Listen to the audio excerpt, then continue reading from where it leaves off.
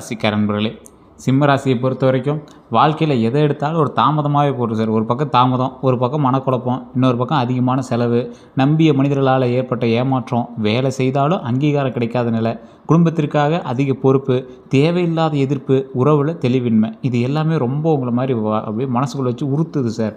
2026 October இறுதியிலிருந்து ஒரு புதிய அத்தியாயம் தொடங்கக்கூடிய அமைப்பு வருது சார்.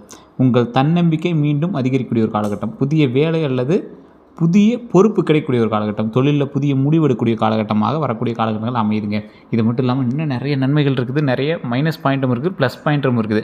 அது எல்லாத்தையுமே நம்ம வந்து இந்த வீடியோவில் பார்க்க போகிறோம். நிறைய பேர் அவங்களுடைய ஃபேமிலிக்காகவும் அவங்களுடைய வாழ்வாதாரத்துக்காகவும் போராடிட்டு இருக்கக்கூடிய ஒரு காலகட்டங்களில் நீங்கள் இருந்துகிட்ருப்பீங்க. அடுத்து என்ன பண்ணணும்னு தெரியலையே சார், ஒரு மனக்குழப்பமாக இருக்குது சார் அப்படிங்கிறவங்க இந்த வீடியோ கண்டிப்பாக ஸ்கிப் பண்ணாமல் பாருங்கள். இது உங்களுக்கான வீடியோ, கடவுளால் உங்களுக்கு ஆசீர்வதிக்கப்பட்ட ஒரு விஷயம் அப்படின்னு கூட சொல்லலாம். இந்த காலகட்டம் உங்களுக்கு இரு பாதைகள் தெரியுது சார், எந்த பாதையில் போகிறதுன்னு தெரியல அப்படின்னு இருந்தீங்கன்னா உங்களுக்கான வீடியோ தான் இது. ஒரு நம்பிக்கை துரோகம் நடந்திருக்கு சார், அது என்ன பண்ணுறதுன்னு தெரியல அப்படின்னா அது உங்களுக்கான வீடியோ தான் இது. அதே போல் அடுத்த ஸ்டெப்பு எடுத்து வைக்கணும் அப்படின்னு யோசனையாக இருக்குது சார் அப்படின்னா அது உங்களுக்கான வீடியோ தான். நிறையா பேர் ஜோதிட ரீதியான சந்தேகங்கள் கேட்கணும்னு ஆசைப்பட்றீங்க. ஸோ வெயிட் பண்ணி கீழே ஒரு நம்பர் இருக்குது, அந்த நம்பருக்கு ஃபோன் பண்ணி பேசிங்க அப்படின்னா பிரபல ஜோதிடர் பேசுவார். நீங்கள் உங்களுக்கு விருப்பம் இருக்கும் பட்சத்தில் நீங்கள் ஃபோன் பண்ணி பேசிக்கலாம். கிட்டத்தட்ட 200 ஜோதிடர்களுக்கு ஆசானாக இருந்தவர். 20க்கும் மேற்பட்ட அரசியல் பிரமுகர்களுக்கும் சினிமா தொழிலாளர்களும் ஜோதிடம் பார்க்கக்கூடியவர். ஒரு விவிஐபி ஜோதிடர். அதுக்கு தகுந்த மாதிரி தான் ஃபீஸஸ் இருக்கும். விருப்பம் இருக்கிறவங்க மட்டும் போய் பண்ணலாம். அப்பாயின்மெண்ட் பேசிஸில் தான் ஜோதிடம் பார்ப்பார். முன்னாடி அப்பாயின்மெண்ட் போட்டு தான் நீங்கள் பார்க்குற மாதிரி இருக்கும். வெயிட் பண்ணி பார்க்குற மாதிரி இருந்தால் பண்ணுங்கள். அதே போல் நிறைய பேர் வெளிநாட்டில் இருக்கிறீங்களா எப்படி சார் பேசுகிறது, ஃபோன் நம்பர் தான் கொடுத்துருங்க அப்படின்னா நீங்கள் வாட்ஸ்அப் மூலமாக தொடர்பு போடலாம். வெயிட் பண்ணி பார்க்குற மாதிரி ஐடியா இருக்கிறவங்க மட்டும் நீங்கள் பண்ணலாம். எல்லா கண்ட்ரியில் இருக்கிறவங்களும் பார்த்துட்டு தான் இருக்காங்க. உங்களுக்கு வேணும் அப்படின்னா நீங்கள் ட்ரை பண்ணிக்கோங்க. வேறு ஏதாவது கருத்துக்கள் இருந்தாவோ இல்லை வேறு ஏதாவது இருந்தாலும் நீங்கள் வந்து கமெண்ட் செக்ஷனில் பதிவிடலாம். அதே போல் உங்களுடைய குலதெய்வத்தினுடைய பெயரை மறக்காம கமெண்ட் செக்ஷனில் பதிவிடுங்க. நிறைய பேருக்கு தெரியறதில்ல. குலதெய்வத்தினுடைய பெயரை ஃபஸ்ட்டு இந்த சிம்மராசிக்காரங்க கமெண்ட் செக்ஷனில் மறக்காமல் பதிவிடுங்க. அது ஏன் சார் பதிவிட சொன்னீங்க, அதனால் என்ன யூஸ் அப்படிங்கிறத நான் வீடியோவோட நடுவில் சொல்கிறேன். அதே போல் இந்த ராசிக்காரங்க இந்த காலகட்டம் உங்களுக்கு எதுக்கு செட் ஆகும் அப்படின்னு சொன்னால், உங்களை பயன்படுத்தியவர் யார் அப்படிங்கிறது தெரியக்கூடிய ஒரு காலகட்டம். உங்களை எதிர்த்தவங்க மெதுவாக விலகுவாங்க. உடல் மற்றும் மனிதம் ஒரு புதிய உற்சாகம் வரும். அதாவது ஒரு மனித தன்மையிலேயே மனசில் ஒரு புதிய ஒரு உற்சாகம் ஒன்று ஏற்படும் பார்த்திங்கன்னா அந்த மாதிரி ஒரு காலகட்டம். உங்கள் பெயர் வெளியில் வந்து பேசப்படலாம். நண்பர்கள் வட்டம் மாறும். பழைய காதல் மீண்டும் வரக்கூடிய ஒரு காலகட்டம். திருமணத்தில் இருந்த குழப்பம் தெளிவாகலாம்.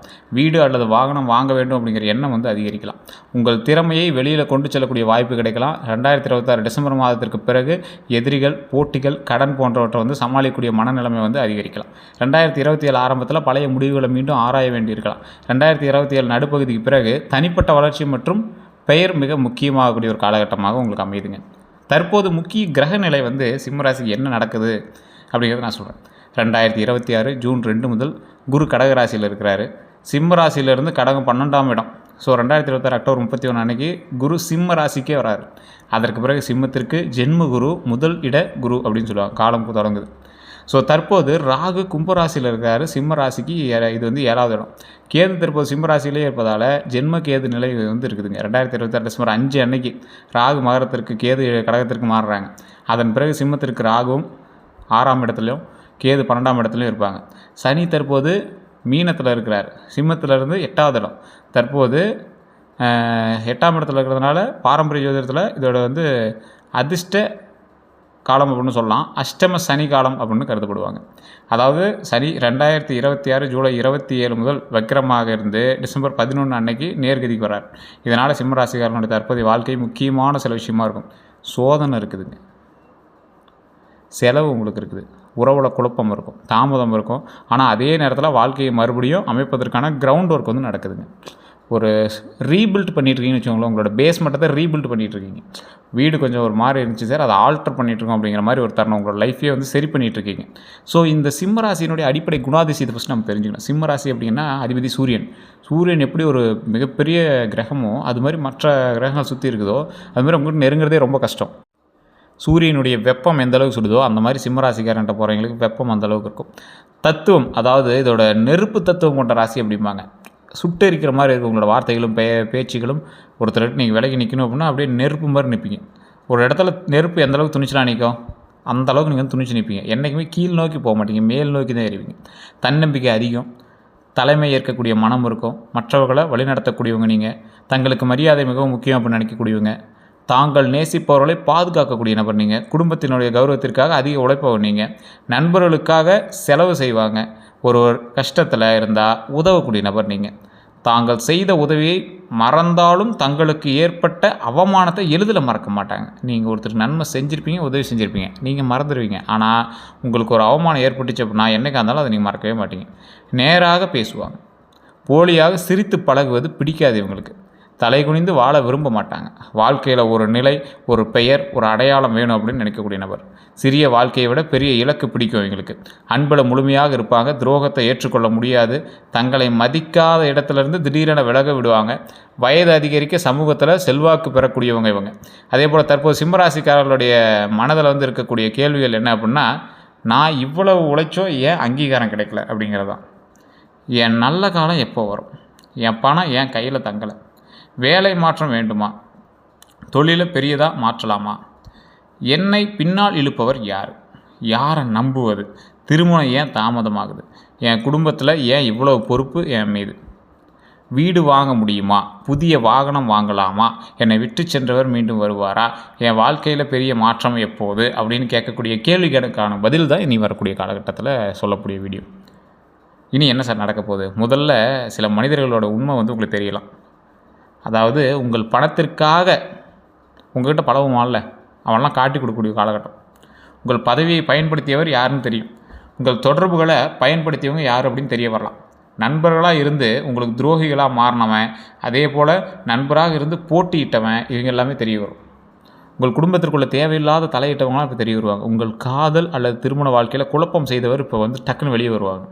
உங்களை கோபப்படுத்தி தவறான ஒரு விஷயத்தில் உங்களை வந்து கெட்டவனாக காட்ட நினைத்தவங்க வந்து புரிய வரும். இவன் தான் அப்படி காட்ட வச்சுருக்கான் அப்படிங்கிறது புரிய வரும். அளவுக்கு மீறி புகழ்ந்தவருடைய உண்மையான நோக்கம் தெரியும். இதுக்கு தான் இவ்வளோ பில்டப் கொடுத்தியாடா அப்படிங்கிற மாதிரி அவனை பற்றி அவங்களுக்கு தெரிய வரும். இதனால் சிலர் வந்து விலகுவாங்க. அதே இழப்பாக தோன்றினாலும் பின்னர் மன நிம்மதியாக மாறக்கூடிய ஒரு காலகட்டம்.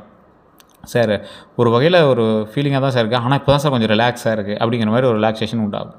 உங்கள் வாழ்க்கையை முழுவதையும் மாற்ற வேண்டும் அப்படிங்கிற எண்ணம் வருங்க.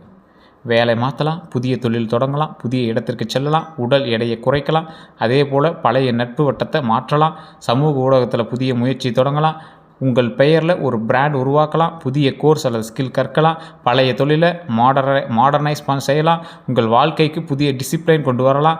என்னை யார் மதிக்கிறார்கள் என்பதிலிருந்து நான் என்ன செய்ய போகிறேன் அப்படிங்கிற மனநிலை வரும். இது மிக முக்கியமான மாற்றம். இதுவரை யார் பாராட்டுறாங்க, யார் எதிரிங்கிறாங்க, யார் என்ன செய்கிறாங்க அப்படிங்கிறது எல்லாமே உங்களுக்கு வந்து கேள்வி அப்படிங்கிறது சிந்திக்கக்கூடிய விஷயமா இருக்கும். இனி என் இலக்கு என்ன? என் வருமானம் எப்படி உயர வேண்டும்? என் குடும்பத்தை எப்படி பாதுகாப்பது? நான் என்ன சாதிக்கணும் என்ற எண்ணம் வந்து அதிகரிக்கலாம். இந்த காலகட்டம் உங்களுக்கு ஆகஸ்ட் 23 செப்டம்பர் 26 வரைக்கும் சிம்மராசியில் வந்து அவசரப்படாமல் பாதுகாப்பாக நகர வேண்டிய காலம். வேலையாக இருக்கட்டும், அல்லது தொழிலாக இருக்கட்டும், அல்லது பணமாக இருக்கட்டும். இப்போ வேலையெல்லாம் பார்த்திங்கன்னா வேலை அழுத்தம் அதிகமாக இருக்கும். மேலதிகளோட கருத்து வேறுபாடுகளெல்லாம் பழைய விஷயம் வந்து மீண்டும் பேசப்படலாம். புதிய ஜாப் என்கொயரி வரலாம், பழைய நிறுவனம் அழைக்கலாம், உங்களை பற்றி பின்னால் பேசப்படலாம், அதிக ஒர்க்லோடு கிடைக்கலாம், ரெசிக்னேஷன் கொடுக்க வேண்டும் அப்படிங்கிற கோபம் வந்து உங்களுக்கு உண்டாகலாம்.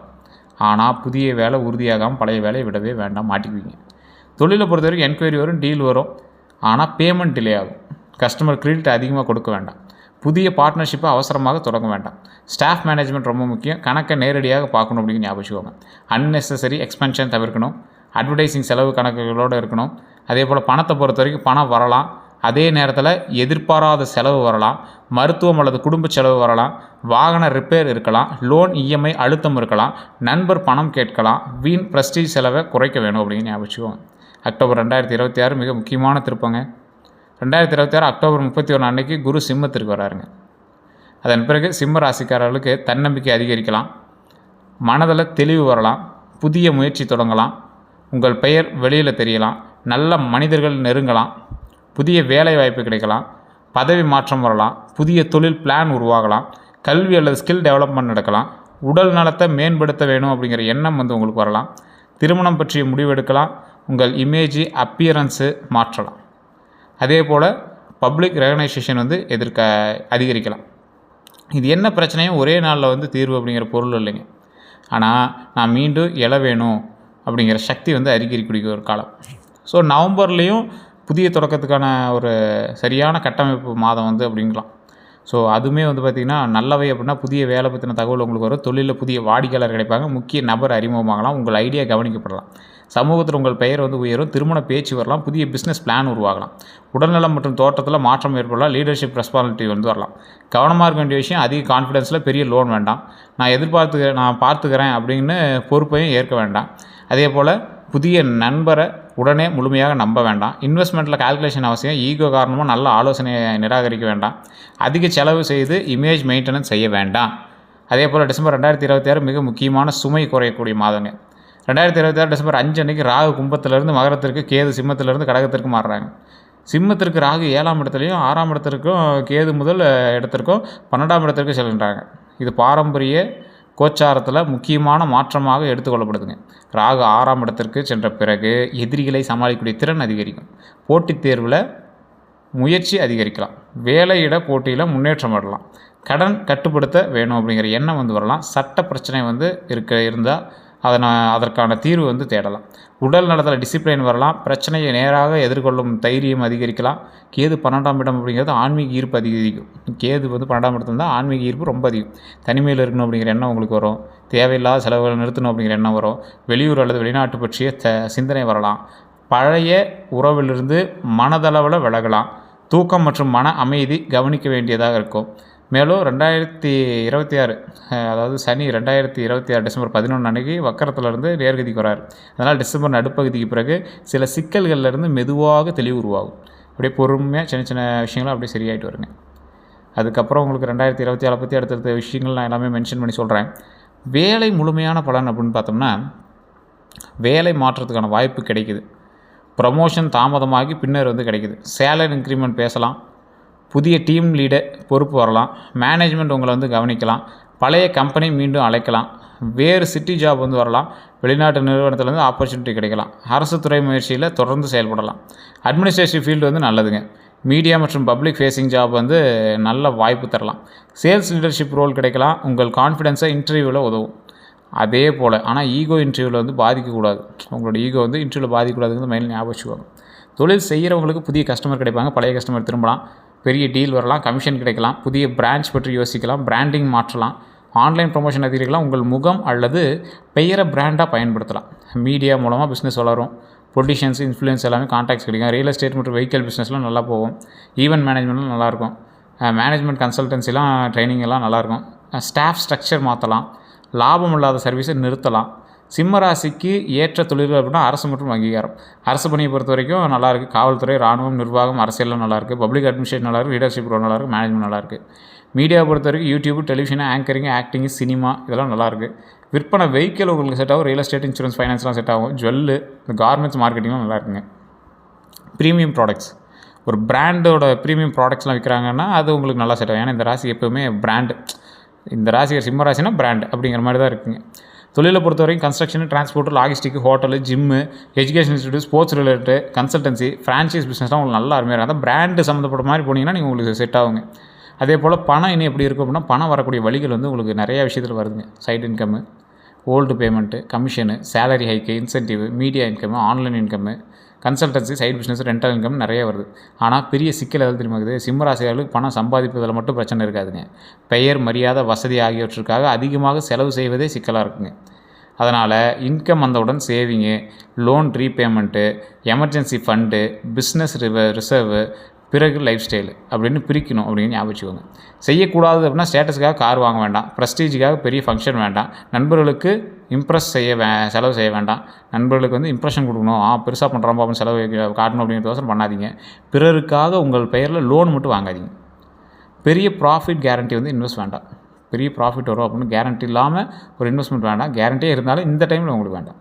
கிரெடிட் கார்டு செலவை கட்டுப்படுத்தணும் அப்படின்னு ஞாபகம் வச்சுக்கோங்க. அதே போல் இதுவரை உங்களுக்கு நிறைய துரோகங்கள் ஏற்பட்டிருக்கு. நண்பர் மூலமாக நடந்திருக்கு. நீங்கள் செலவு செய்த போது இருந்தவங்க கஷ்டத்தில் விலகி இருப்பாங்க. உங்களுக்கு அப்பயே கண்டுபிடிச்சிருப்பீங்க. யாராம அப்படிங்கிற மாதிரி கண்டுபிடிச்சிருப்பீங்க. உங்கள் கான்டாக்ட்ஸை பயன்படுத்தியிருப்பாங்க. உங்கள் பெயரை பயன்படுத்தி வேலை செய்யிருக்கலாம். காதல்லையுமே உங்களுக்கு அப்படிலாம் இருந்திருக்க வாய்ப்புகள் இருக்குது. முழுமையாக நம்பியவர் உண்மையாக மறைச்சிருக்கலாம். குடும்பத்தை பொறுத்தவரைக்கும் நீங்கள் சம்பாதிக்கிறீங்க அப்படின்னு அதிக பொறுப்பு வந்து கொடுத்துருப்பாங்க. குடும்ப செலவு வந்து உங்கள் மீது வச்சுருப்பாங்க. வேலை இடத்தை பொறுத்தவரைக்கும் உழைத்தது நீங்கள், ரெகனைசேஷன் வேறு ஒரு கிடச்சிருக்கலாம். உங்கள் ஐடியா பயன்படுத்தியிருக்கலாம். ப்ரமோஷன் தாமதமாகிருக்கலாம். அதே போல் உங்கள் லீடர்ஷிப்பை அதாவது உங்கள் லீடர்ஷிப்பை த்ரெட்டாக மாற்றிருக்கலாம். இவன் வந்து வேறு மாதிரி லீடர்ஷிப் பண்ணுறான், சரியாக பண்ணல அப்படிங்கிற மாதிரி உங்களோட இதை மாற்றிருக்கலாம். கமிஷன் தாமதமாக இருக்கும். கீழ் பணிபுரிபவர்கள் பின்னால் வந்து வேறு விதமாக உங்களை வந்து நடத்திருக்கலாம். இனி யார்கிட்ட எச்சரிக்கையாக இருக்கணும் அப்படின்னா, உங்களை அளவுக்கு மீறி புகழ்றாங்களோ அவன்கிட்ட ரொம்ப எச்சரிக்கையாக இருங்க. தொடர்ந்து பணம் கேட்குறவன்ட்ட எச்சரிக்கையாக இருங்க. உங்கள் பதவியை பயன்படுத்தி முயற்சிக்கிட்ட எச்சரிக்கையாக இருங்க. அக்கௌண்ட்ஸ் காட்டாத பார்ட்னர்கிட்ட எச்சரிக்கையாக இருங்க. உங்கள் கான்டாக்ட்ஸை கேட்குறவன்ட்ட எச்சரிக்கையாக இருங்க. பிஸ்னஸ் பார்ட்னர்ஷிப்புக்கு அவசரப்படுறவன்ட்ட எச்சரிக்கையாக இருங்க. பழைய காதல் திடீரென திரும்பும்போது எச்சரிக்கையாக இருங்க. காதல் பிரச்சனைலாம் பழைய காலெல்லாம் மறுபடியும் தொடர்பு கொள்றதுக்கான வாய்ப்பு இருக்குது. நண்பராக இருந்தவங்க காதலை வெளிப்படுத்துவாங்க. சோசியல் மீடியா மூலமாக ஒருத்தர் நெருங்குவாங்க. காதலையும் கவனமாக இருக்கணும். ஈகோ காரணமாக நல்ல உறவு விளக்க வேண்டாம். அதே போல் கோபத்தில் பிளாக் செய்ய வேண்டாம். துணையை கட்டுப்படுத்த ட்ரை பண்ணாதீங்க. சோசியல் மீடியா ஸ்டேட்டஸ் பார்த்து சந்தேகம் வேண்டாம். பழைய ஒரு திரும்பினா கன்சிஸ்டன்சி வந்து பார்க்க வேண்டாம். அதே போல் பணம் கொடுத்து அன்பை ப்ரூவ் பண்ண செய்ய வேண்டாம். உங்கள் டிக்னிட்டியை வந்து காப்பாற்றணும் அப்படிங்கிறது ஒரு விஷயத்தை ஞாபகம். உங்கள் தவறு இருந்தால் மன்னிப்பு கேட்கணும் அப்படின்னு ஞாபகம். திருமணம் இனி வரக்கூடிய காலகட்டங்களில் நல்லாயிருக்கு. திருமணம் வந்து இந்த நவம்பர் அதில் வந்து நல்லாயிருக்கு.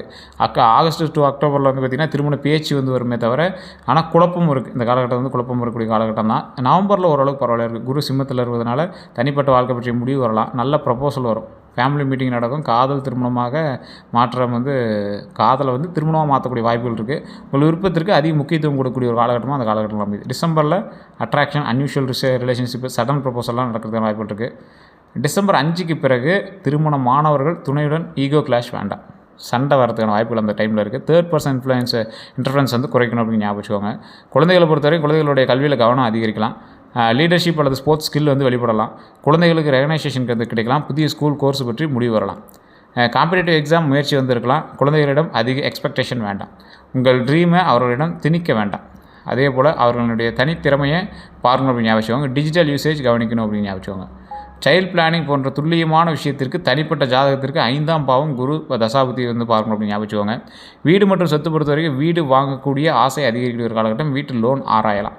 லேண்ட் வாங்கலாம். ஃபேமிலி ப்ராப்பர்ட்டி பற்றி பேசலாம். ஆஃபீஸ் பில்டிங் வாங்க வேணும் அப்படிங்கிற எண்ணம் வரலாம். வீட்டை ரெனோவேட் செய்யலாம் அப்படிங்கிற எண்ணம் வரும். ரெண்டல் இன்கம் அசட் வாங்கலாம். குழந்தைகளுக்காக சொத்து சேர்க்கலாம். குடும்ப மரியாதைக்காக பெரிய வீடு வாங்கக்கூடிய ஒரு எண்ணம் வந்து வரலாம். ஆனால் இமேஜுக்காக ப்ராப்பர்ட்டி வாங்க வேண்டாம். இஎம்ஐ வருமானத்திற்கு ஏற்றதாக இருக்கணும் அப்படின்னு ஞாபகம் வச்சுக்கோங்க. பேரண்ட் டாக்குமெண்ட் பார்க்கணும் அப்படின்னு ஞாபகம் வச்சுக்கோங்க. ஈசி பார்க்கணும் அப்படின்னு ஞாபகம் வச்சுக்கோங்க. சர்வே பார்க்கணும் அப்படின்னு ஞாபகம் வச்சுக்கோங்க. பாத்வே பார்க்கணும் அப்படின்னு ஞாபகம் வச்சுக்கோங்க. அப்ரூவல்லாம் பார்க்கணும் அப்படின்னு ஞாபகம் வச்சுக்கோங்க. வாகன பலன்களை பொறுத்த வரைக்கும் புதிய கார் வாங்குறதுக்கான எண்ணம் வருங்க. அதே போல் ப்ரெஸ்டீஜுக்காக இஎம்ஐ வாங்க வேண்டாம். கொஞ்சம் பார்த்து யோசிச்சு பண்ணுங்கள். மற்றபடி எல்லாமே நல்லாயிருக்கு. கந்திச்சிகளுக்கு வாய்ப்புகள், குலதெய்வ கோயிலுக்கு போய்ட்டு வாங்க. மற்ற எல்லாமே சூப்பராக இருக்குது. இந்த காலகட்டம் உடல் சோர்வு இருக்கிறது வாய்ப்புகள் இருக்குது. தூக்க குறைவு இருக்கிறது வாய்ப்புகள் இருக்குது. மன அழுத்தம் இருக்கிறது வாய்ப்புகள் இருக்குது. முதுகு தோல் சோர்வு இருக்குங்க. செரிமான கோளாறு இருக்கிறது வாய்ப்புகள் இருக்குது. கண் சோர்வு இருக்கிறது வாய்ப்புகள் இருக்குது. வேலை அழுத்தமும் இருக்கிறதுக்கான வாய்ப்புகள் இருக்குது. அதிக கோபத்தால் உடல் சோர்வு, இந்த நீண்ட வாகன பயணம், ஒழுங்கற்ற உணவெல்லாம் கொஞ்சம் சரி பண்ணி அதெல்லாம் கொஞ்சம் பார்த்துக்கிட்டா பரவாயில்லையாக இருக்கும்.